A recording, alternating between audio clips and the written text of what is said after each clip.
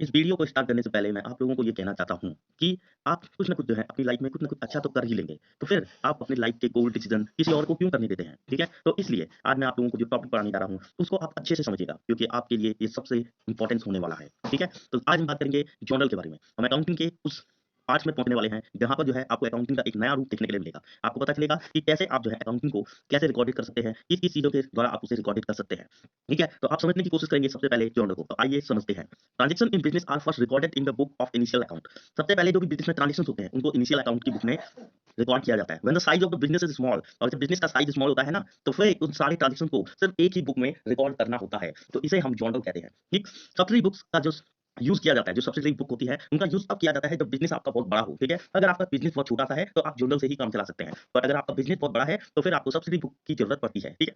Journal is the basic of the double accounting method and is the first stage of this method. मैंने आपको पहले ही बताया था कि आज का वाला सिस्टम कैसा चलता है, डबल अकाउंटिंग सिस्टम का चलता है, ठीक है? डबल एंट्री सिस्टम जिसे आप कहते हैं। तो वही डबल अकाउंटिंग मेथड जो है, इस जर्नल में भी चलता है, ठीक है? पहली stage is the first stage of this method और यही क्या है, इसका पहला स्टेज होता है। तो journal is that subsidiary book in which the accounting of any transaction is done date wise and sequentially in debit side and credit side, ठीक है? तो ये चीज़ें आपको समझ में आनी चाहिए, ठीक है? ये पॉसिबिलिटीज़ होनी चाहिए कि आपको जो है जर्नल को कैसे समझना है, ठीक है? तो इसको समझने के लिए आपको ये पता होना चाहिए कि इसमें ट्रांज़ैक्शन डेट वाइज़ किए जाते हैं और साथ में जो है डेबिट और क्रेडिट साइड को सीक्वेंटली किया जाता है, ठीक है? तो बेनिफिट्स क्या-क्या है? देखिए आप कोई भी चीज़ है, तो किसी भी चीज़ के बेनिफिट्स तो होते ही होते हैं, ठीक है? तो जर्नल के बेनिफिट क्या है कि कन्वेंस इन खतौनी, ठीक है? खतौनी मतलब जो आप बना रहे हैं, उसमें आप कन्विंस कर सकते हैं। उसके अलावा जो है हेल्पफुल है आपकी प्रिंसिपल को अंडरस्टैंडिंग करने में और साथ में परमानेंट अकाउंट ऑफ ट्रांज़ैक्शन, ठीक है? जितने भी ट्रांज़ैक्शंस होते हैं, उसके लिए ये एक परमानेंट अकाउंट का काम करता है, ठीक है? तो अब हम ये समझने की कोशिश करते हैं कि जो जनरल एंट्री होती है ना, उसका फॉर्मेट। देखिए सबसे पहले बच्चों, इस बात का विशेष ध्यान रखना कि आपको अगर अकाउंटिंग को अच्छे से समझना है, तो सबसे पहले आपको थ्योरेटिकल नॉलेज होना बहुत ज़रूरी है। क्योंकि अगर आपके सामने लोग ये कहें कि आपको प्रिंसिपल बेसिस सीखना है प्रैक्टिकली तौर पे, तो ये तभी पॉसिबल है जब आपको थ्योरेटिकल बेसिस आते हों, थ्योरेटिकल टॉपिक पे, ठीक है? तो इसलिए सबसे पहले आपको अगर आप साइंस के स्टूडेंट हैं ना, तो साइंस में भी ऐसा ही होता है। सबसे पहले आपको थ्योरेटिकल टर्म सीखने होते हैं। बाद की बात होती है कि आप प्रैक्टिकली उस चीज़ को कैसे करते हो, ठीक है? तो ये चीज़ें जो है आपको समझनी होती है। तो जर्नल एंट्री फॉर्मेट को देखेंगे, तो यहाँ पर सबसे पहले डेट लिखी जाती है, ठीक है? उसके बाद जो है अकाउंट उसके बाद जो है अकाउंट नेम, इसमें जो डेबिट अकाउंट से हुआ है और जहाँ तक वो क्रेडिट गया है, ठीक है? उसके बाद जो है क्रेडिट किया गया है, ठीक है? उसके बाद यहाँ पर डेबिट अमाउंट और यहाँ पर क्रेडिट अमाउंट लिखी जाती है। इसके बीच में एक और चीज़ होती है, बट वो अक्सर कई जगह लिखी नहीं जाती है। जनरल फ़ोलियो, लेजर फ़ोलियो, ठीक है? एलएफ, एलजीएफ, ठीक है? ये लिखा जाता है। बट जो है वो बात की बात है, बट आपका ये सीधा-सा एक फॉर्मेट होता है। उसके बाद अगर हम यहाँ पर देखेंगे, तो अगर आपकी मानी बात आपके पास परचेज़ रिटर्न है या बहुत सारी चीज़ें हैं, डिस्काउंट है, तो वो डिस्काउंट आपको कहाँ उसको ऐड अप करना है, कहाँ आपको उसको रखना है, तो फिर आपको ये जो है ये नीचे वाला जो फॉर्मेट है ना, इस पे ध्यान देना पड़ेगा, ठीक है? यहाँ पर 3 तरह के डेबिट अकाउंट है मतलब अलग-अलग चीज़ें हैं। एक ही उसमें आपको एक पूरा एक क्वेश्चन सीरीज़ दी जाती है। इस क्वेश्चन सीरीज़ में आपके पास 10 12 इतने ही जो है आपको उन ट्रांज़ैक्शन को क्या करना होता है, जर्नल बनाना होता है उनका, ठीक है? तो यही क्वेश्चन्स जो है आपके एग्ज़ामिनेशंस में भी आते हैं, ठीक है? तो इसमें घबराने वाली कोई बात नहीं है, बस आपको वो चीज़ समझ आएगी, तो फिर आप उसको अच्छे से रिकॉर्ड कर सकते हो। उस एंट्री को आप अच्छे से रिकॉर्ड कर सकते हो, ठीक है?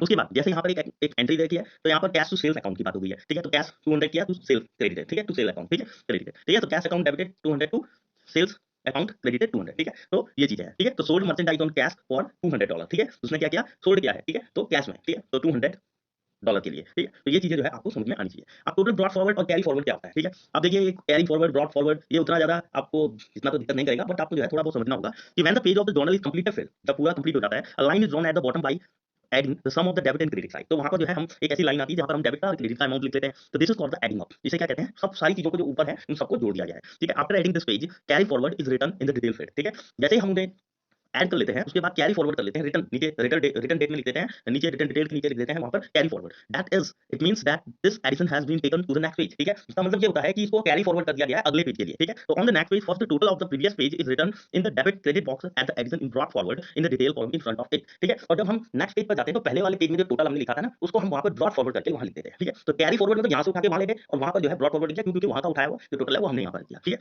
तो टोटल ब्रॉट फॉरवर्ड मतलब 20 ठीक है? तो ये चीज़ें जो है जर्नल के अंदर के कॉन्सेप्ट हैं, ठीक है? इन चीज़ों को आपको समझना होगा और ये बहुत ज़रूरी है कि आपको जो है ये जर्नल, लेजर, फाइनल अकाउंट, ठीक है? ये सारी चीज़ें जो है अच्छे से समझनी होगी। उसके बाद बात करते हैं लेजर की, ठीक है? तो ledger meaning of account book, account book is that book in which the account of all person, firms, company, institution, account, income, expenditure and item related to business are open frequently and date wise and transaction related to them are recorded in the account. अब ये account book का काम करती है, ठीक है? Account book laser book होती है, इसमें क्या होता है कि आपका प्रत्येक अकाउंट अलग-अलग उसका अकाउंट होता है, ठीक है? आप यहाँ पर हर चीज़ को सेपरेटली कर लेते हैं, एक सीक्वेंटली मैटर में बनाते हैं और उसको जो है सेपरेट कर जैसे फर्म का, company, institution, income, expenditure, sales, purchase, ठीक है? तो उन सबको जो है आप अलग-अलग कर लेते हैं। ये यहाँ पर फॉर्मेट है, नेम ऑफ अकाउंट लिखा जाता है, इधर डेबिट साइड है, ठीक है? लेफ्ट साइड पे, राइट साइड पे क्रेडिट है, ठीक है? तो यहाँ पर जो है आप डेट पर्टिकुलर जो भी आपका डेबिट वाला है उसको यहाँ लिखते हैं, जो भी क्रेडिट वाला है उसको इस साइड लिखते हैं, लेफ्ट राइट साइड पे, सॉरी, ठीक है। तो जैसे यहाँ पर देखिए, यहाँ पर क्या करता है कि आपके पास जो particular to debit to sales account, आपने टू सेल्स अकाउंट से 2000 रुपए जो आपने सेल्स के लिए डेबिट किए, उसको जो है बाय कैश अकाउंट में क्या करेंगे, 2000 रुपए लिखेंगे। क्यों? क्योंकि आपने जो है सेल करने के लिए क्या किया, कैश लिया है, ठीक है। तो ये चीजें आपको आनी चाहिए, ठीक है। तो यहाँ पर जो है ये आपको कुछ लेजर अकाउंट का जो है एक थोड़ा सा फॉर्मेट मैं दिखा रहा हूँ, ठीक है। तो यहाँ पर बैलेंस बीडी, तो बैलेंस बीडी जो है जो भी बैलेंस बन के आया है, जो बैलेंस बन के आता है ऊपर से, ठीक है, उस बैलेंस को भी जोड़ा जाता है। उसके बाद सेल्स अकाउंट, आपका आउटपुट जो भी जीएसटी है, सीजीएसटी है, ठीक है, कमीशन है, ठीक है। तो ये सारी की सारी चीजें जो है आपकी इस साइड आएगी, ठीक है। और उसके बाद जो क्रेडिट में आएगा, जैसे आपके by purchase, by Rajesh, bye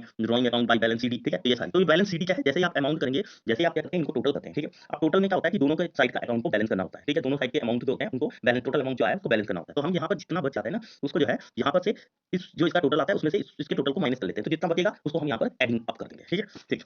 उसके बाद ये कैपिटल अकाउंट है, ये राकेश का अकाउंट है, ठीक है। तो ये सारी की सारी चीजें जो है आपको ऐसे ही समझनी होगी। और एक चीज का विशेष ध्यान रखिएगा, जब आप बैलेंस शीट बनाएंगे तो डेबिट साइड और क्रेडिट साइड जो भी आपके, जब भी बैलेंस शीट बनती है ना, तो उसमें जो है आपका टोटल बिल्कुल बैलेंसिंग आता है, मतलब कि दोनों का टोटल जो है टोटल बराबर आना चाहिए, ठीक है। तो अगर ऊपर नीचे होती है तो हो सकता है कि आपकी जो है ऊपर से ही जो है अकाउंटिंग में कोई आपने गड़बड़ी की है, या हो सकता है कि आप जो है नुकसान में चल रहे हैं, ठीक है, या आपको घाटा हो रहा है, ठीक है। तो ये सारी चीजें जो है आपको देखनी होती है। उसके बाद जो है डोनल अकाउंट, यहाँ पर मैं आपको एक छोटा सा फॉर्मेट यहाँ पर बताने वाला हूँ, ठीक है। तो यहाँ पर देखिए, मनोहर लाल सिंह सन से स्टार्ट बिजनेस कैश। अब कैश से जो है बिजनेस स्टार्ट किया है, कितने, 60,000 का। अब 60,000 मतलब उसके पास जो होती है वो क्या होगी, कैपिटल होगी, ठीक है। तो फिर cash account to capital account हो जाएगा, ठीक है, क्योंकि उसने बिजनेस स्टार्ट किया है कैश के साथ में, ठीक है। 60,000 डेबिट अमाउंट, 60,000 क्रेडिट अमाउंट, ठीक है। उसके बाद उसने क्या किया, परचेस फर्नीचर फॉर कैश। अब उसने देखो कैश ने ही जो है फर्नीचर को भी खरीदा, तो furniture account to cash account, ठीक है। उसके बाद उसने क्या किया कि परचेज गुड्स फॉर कैश, ठीक है। अब उसने परचेज गुड्स किया तो purchase account to cash account, ठीक है, ठीक है। क्यों? क्योंकि उसने कैश से लिया, ठीक है। क्या किया, गुड परचेज किया कैश के लिए, ठीक है। उसके बाद उसने बॉट गुड्स फ्रॉम कमलेश, ठीक है। कमलेश से जो है उसने गुड्स को क्या किया, ब्रॉट किया, ठीक है। तो ब्रॉट मतलब कि खरीदा, ठीक है। तो परचेज अकाउंट में आ गया, तो purchase account to Kamlesh account, ठीक है। उसके बाद उसने पेड किया, ठीक है, पेड कैश टू कमलेश, ठीक है। तो फिर यहाँ पर जो है आपका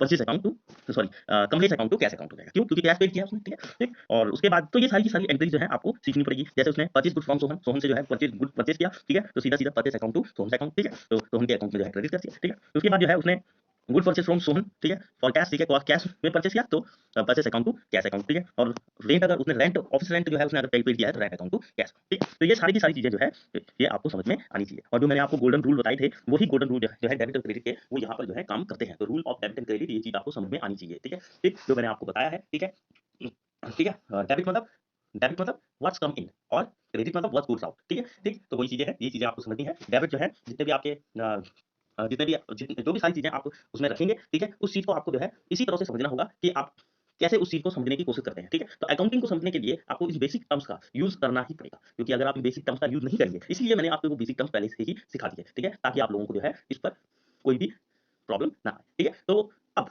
ये समझने की कोशिश करेंगे कि आगे के जो अकाउंट्स हैं उनके बारे में समझने की कोशिश करेंगे, तो इस पर स्टेप बाय स्टेप पढ़ेंगे। और अभी जो है हमने सिर्फ जर्नल और लेजर को समझने की कोशिश की है, और इससे रिलेटेड कुछ सॉल्यूशन क्वेश्चंस भी मैं आपको कराऊंगा, ठीक है। बट अभी नहीं, पहले सबसे पहले मैं आपको जो है वो कॉन्सेप्चुअल क्लियर करवाऊंगा, जो सारी चीजें जो है आपको उस अकाउंटिंग में आनी चाहिए, ठीक है। तो अगर आपको ये वीडियो पसंद आया हो तो इसको अधिक से अधिक शेयर करें, और सबसे बड़ी बात यह है कि चैनल को सब्सक्राइब जरूर करें, ताकि हमें जो है मोटिवेशन मिलता रहे, ठीक है। तो इसी के साथ में धन्यवाद।